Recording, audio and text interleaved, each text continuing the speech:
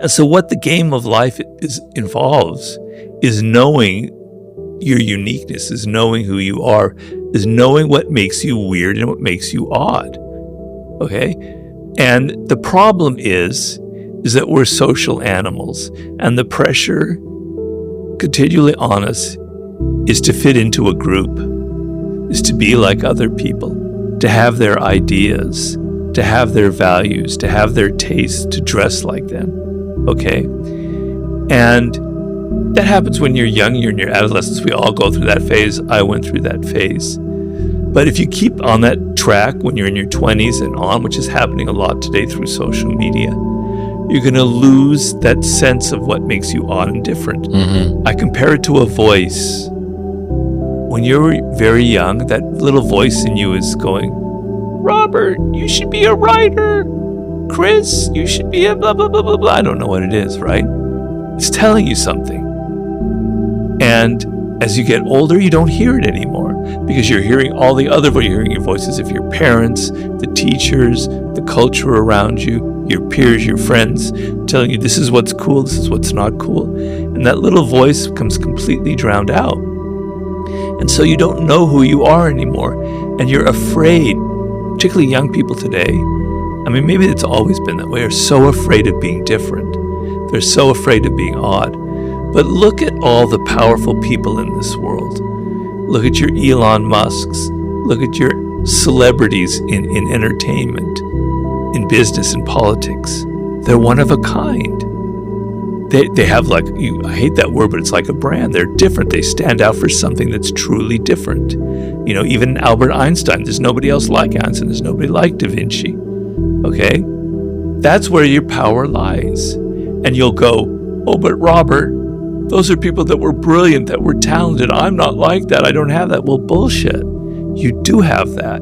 It's just you're forgetting about it. You don't want to put the effort into it. I talked in Mastery of a woman named Temple Grandin who was born with severe autism. And she was able to find her way to become a very brilliant professor, academic, writer, and about animals, animal behavior, and about autism itself.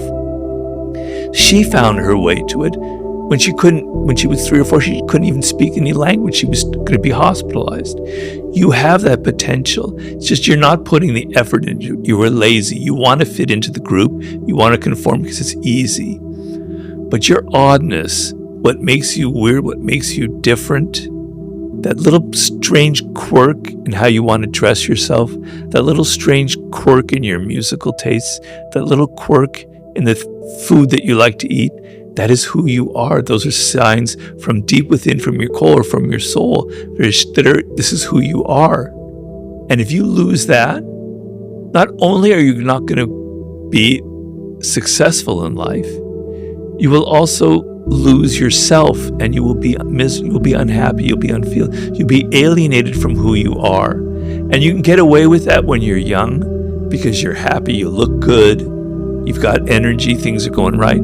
You get into your 30s and you're like everybody else, and you don't know who you are and you don't know what you like anymore, and you're just following the trends. You start to get depressed and you start going down this rabbit hole, and things can turn really ugly.